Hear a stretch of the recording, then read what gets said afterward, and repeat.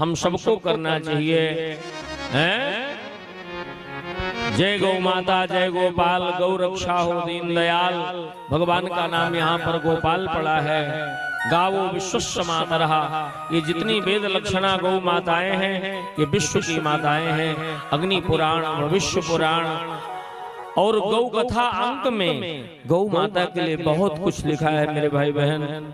भारत की तस्वीर और तकदीर गाय है, भारत की किस्मत गाय है, गाय भारत का ज्ञान है, गाय भारत की आत्मा है, गाय भारत का संविधान है। याद रखना, जब वेद लक्षणा गौ माता इस संसार में नहीं बचेगी तो ना गोविंद होंगे, ना हिंदुत्व होगा, न सनातन होगा, न हिंदू राष्ट्र होगा। इसके पहले गौ रक्षा के लिए एक ठोस कदम उठाना पड़ेगा, उठाना पड़ेगा, उठाना पड़ेगा मेरे भाई भाई। गाय को गुड़ रोटी खिलाइए। और आप देखो, गाय घड़ी नहीं पहनती, घड़ी पहनती है गाय, पर आप गाय को गुड़ रोटी खिलाना शुरू कर दीजिए। और आपने शुरू कर दिया रोज, और घड़ी देख लेना आप अपने घर में, ठीक उतने टाइम आपके दरवाजे गौ माता आ जाएगी गुड़ रोटी खाने के लिए। गावो विश्वस्य मातरः, गाय हमारा भाग्य बदल देती है। गोमय में, गोबर में लक्ष्मी बसती है। हाथ से गोबर उठाने से आपके हाथ की रेखाएं, आपका प्रारब्ध बदलता है, आपका प्रारब्ध कर्म भाग्य बदल देती है गौ माता। ज्यादा कुछ सुनना हो गौ के विषय में तो कभी गौ कथा कराइए। जैसे भागवत कथा होती है, राम कथा होती है, भक्तमाल कथा होती है, इसी प्रकार से गौ कथा होती है। मैं तो कहता हूँ भागवत और राम कथा कम होनी चाहिए, बहुत हो चुकी।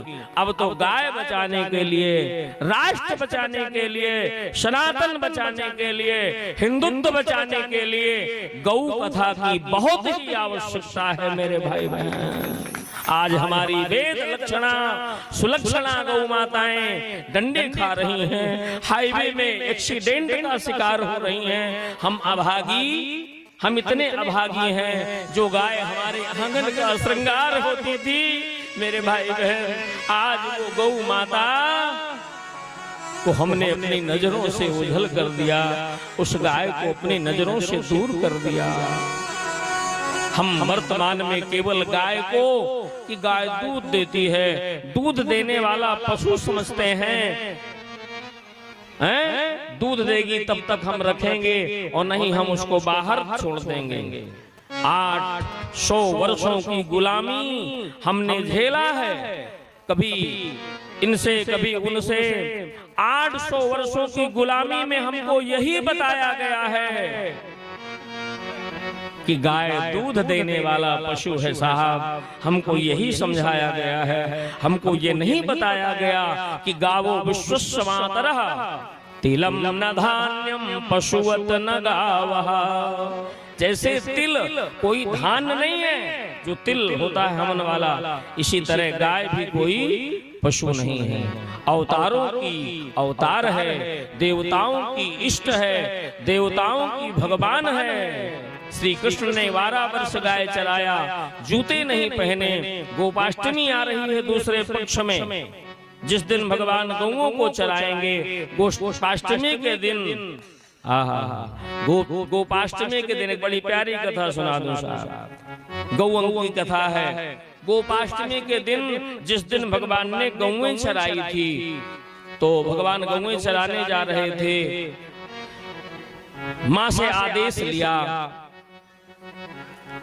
सुंदर माँ ने जूतियां दिया कृष्ण को, शरण पादुका ले बेटा, गौएं चराने तो जाना पर ये पदत्राण पहन लेना। भगवान ने कहा मैया मैं गौओं को चराने में जूती नहीं पहनूंगा, पदत्राण नहीं पहनूंगा। माँ से तर्क किया। एक दिन माँ मंदिर में पूजा करने जा रही थी यशोदा, और अपने पैरों में जूती नहीं पहनी थी। तो भगवान ने कहा माँ तुम क्यों अपने पैरों में जूती नहीं पहने हो? बेटा मंदिर में जूती पहन के नहीं जाया जाता, इसलिए मैं जूती पहन के नहीं जा रही हूँ, मंदिर है ये। तब भगवान ने कहा माँ गाय भी मेरा मंदिर है, गाय ही मेरा इष्ट है, जिसमें 33 कोटि देवी देवता रहते हैं, तो वो है गाय। पशु कैसे? आंखों देखी अपने घर में।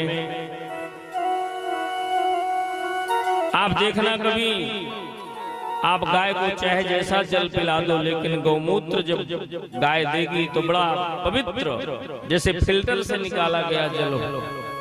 गाय की बड़ी महिमा है। गाय नाना प्रकार की आधी व्याधि, blood pressure, high BP, sugar, ये हर चीजों को कंट्रोल करती है। तो मैं केवल इतने भी हाथ जोड़ करके विनती करूं कि आप सब लोग गौ का सम्मान करिए। गौ अगर आप रख सकते हैं तो रखिए, नहीं तो जो लोग गाय रखे हैं आप उनका सहयोग करना शुरू कर दीजिए, तो ये हमारा भारत पुनः विश्व गुरु बन जाएगा, विश्व गुरु बन जाएगा, विश्व गुरु बन जाएगा। बोले भले भगवत्सल भगवान की, गौ माता की। अघासुर को भगवान ने यहाँ पर मारा है। ब्रह्मा जी के